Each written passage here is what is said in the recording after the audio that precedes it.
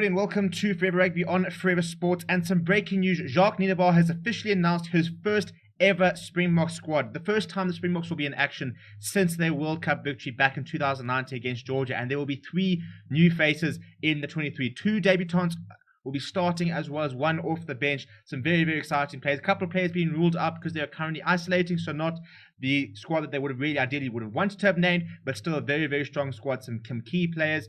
No 6-2 split as well, so quite interesting to see what happens there. But yeah, so I think it's a very good squad. Before we look at the squad itself and sort of dissect and sort of see what we're happening, please do smash the like on the video, subscribe to the channel as well. We're going to have the press conference up later for all the players and what Jacques Nienaber had to say about some of the players and stuff like that. And we'll have the pre-match conference as well on Thursday and stuff like that. So please make sure that you smash like on the video, subscribe to the channel as well, click the notifications so you get a notification every single time we upload a video. Without any further ado, this is the first Springbok squad of the year. And you'll see there's some big calls across the 23 really. And I think it really is a mix of the best sort of players available, as well as getting a couple of players involved who I think have been very good form. So I think that they're rewarding some players who've been doing a lot of good things. Obviously quite a couple of big players that are still missing, so by no means the strongest side that we can name. But definitely a couple of very exciting prospects. So if we look at that front row, first of all, Oxenchair getting a start. He's been fantastic for the Sharks for the past sort of 12 months really, so really good to see him getting an opportunity. We know that Stephen Kitzel was probably the #1 choice for Lou said.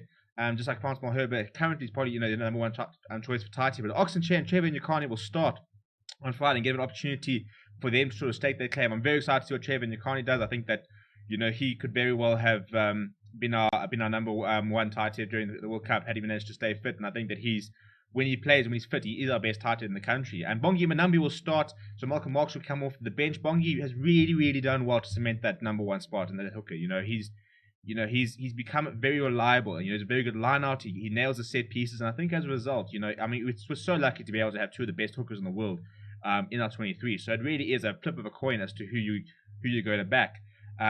But the locks, even Etzebeth Franco Master, was pretty expected given the fact that Luat Dialga and Achilles Snyman are both coming from injury. Neither of them make the final 23. But what's quite interesting is obviously with there being no Stephen Kitsoff and no Malcolm Marx, and the need for a sort of a fetcher has necessitated the fact that Kwagga Smith will actually start at 8th man. Sieglees will captain the side at #6 as expected. Peace Def the Toy then at #7 there. So I think it's a very solid pack. I think it's got some nice grunt up front. I think Oxenchair is going to do very well in open play. But you've got some big physical players. The likes of Mbonambi, he likes to think of himself as a bit of a bully. You've got Evan Etzebeth, who will play the enforcer role. You've got Franco Master, who's going to be the engine room. Peace Def the Toy. I think it's a very nice combination of players who can be quite good in the loose, and like Oxenchair and Kwagga Smith, as well as some proper grunts, the likes of Sieglees, Peace Def the Toy, and Evan Etzebeth, as well as Bongi. In terms of the backline, no Faf de Klerk this week, so you will see Kobus Reynolds start. He's been fantastic overseas.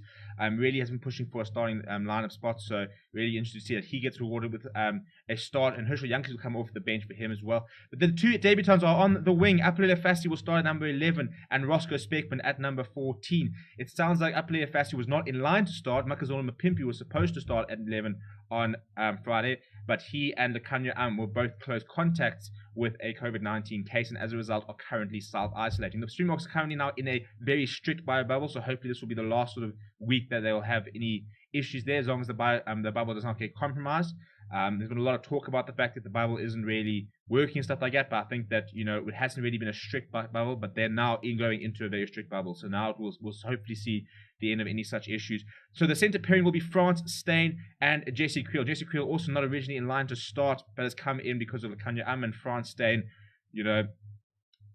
12 years after playing against the British and Irish Lions, he will start at inside centre. So he's going to be a very important player in terms of having the experience and stuff like that. And George is going to be a very physical test, so I think that it probably suits France Steyn. He's not the quickest anymore, but a game where you can probably get away with that.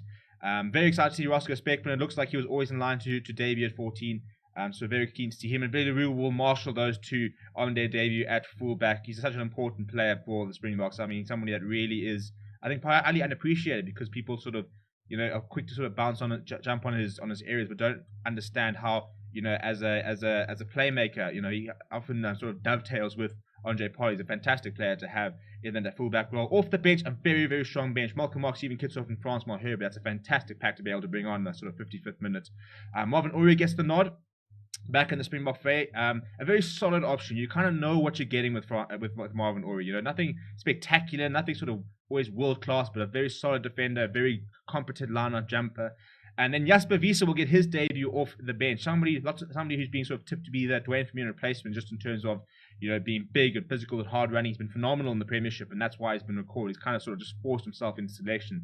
They keep talking about the fact that they just couldn't leave him out because he's been playing too well. Herschel Yankees, Alton Yankees, and Damian Willems are the backline replacements. So it's some very attacking players coming off the bench there in terms of the backline. Herschel Yankees and Alton Yankees, we know, are players who are very quick, like to, you know, add some speed to the game. So I suppose game plan wise, you know, for Springboks, it's going to be the fact that they want to go out and give Georgia a very hard time. Georgia are a very physical side, but you need to go and give them sort of a bit of a taste of their own medicine. Go and bash it up, wear them down, and then you bring on the Herschel Yankees, Alton Yankees, and you run them off your feet. You know, Damian Willems as well, very quick.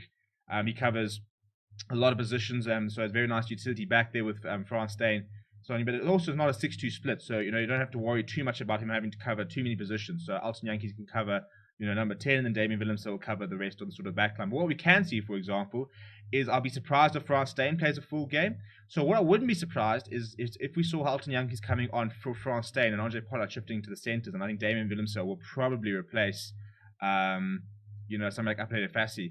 On the wing maybe, or Villarreal at fullback, depending on how the game's going. But I think, you know, I'll be very interested to see if they do try a 10-12 combination with Alton Yankees and Andre Pollard. It's something that a lot of people have been calling for quite a while. So that should be quite an interesting thing to watch out. But I think it's a very nice squad. I think it's got the perfect sort of balance of it being a very strong squad, as well as rewarding some players on form. I mean, your form players are your likes of your Kobus Reynolds, your Oxen Chairs, Apelele FASSI, Roscoe SPECMAN, who have sort of forced their way into selection. Jasper Wiese on the bench. You've got some players who that they feel that they need to try and test out. So you need to see how Kwagga Smith does at 8th man. You've got to see how Marvin Uri does, because there's some injury concerns there. You've got to check out how France Steyn does at centre. You've got to check out how Alton Yankees does. You know, Andre Pollard's coming back from a long-term injury. He looks fit and firing now, but if he goes down, you know, in that second Georgia test, who will be the fly half? So I think that's quite a big nod to Alton, the fact that he is on the bench. I think, you know, he's the second choice fly half. You've got to back him there. So, you know, a big moment for him as well. But then apart from that, you know, Siakisi needs to play a couple of some more minutes. He's been getting a lot better the more he's played. Trevor Nyakane as well, somebody that needs minutes under his belt. So I think they've got the perfect sort of balance. Also, a lot of the Japanese players haven't played in a while because their season ended a while ago. So good to see that Franco Mostert, Malcolm Marx, Jesse Creel, Villarreal will all get some game time. So I think they've nailed it on the head. Obviously, Jesse Creel and Apelele FASSI weren't in line to start, and that would have been fine as well. But I think it actually probably in the long term will suit the Boks to be able to give Apelele FASSI a run out against Georgia, be able to give Jesse Creel a run out, and try and cause some good selection headaches in that they're going to have to sort of decide who to leave out rather than, you know, who to include. So it's a really nice position to be in. But let me know what you think of the squad down in the comments below. Smash a like on the video. We will be covering, we'll do a match preview, obviously, when Georgia name their side. We'll have the press conference up on Thursday. We'll be live for this game on Friday. Kickoff is currently 7 p.m., which is interesting because the Currie Cup have been moved forward for because of curfew. But when they announced it, they did announce that it would still be at 7 p.m. Whether that will change, we'll have to wait and see. But make sure that if you subscribe to the channel, we'll keep you up to date with all of that. Thank you very much for watching. My name is Steven, and I'll chat to you guys all soon.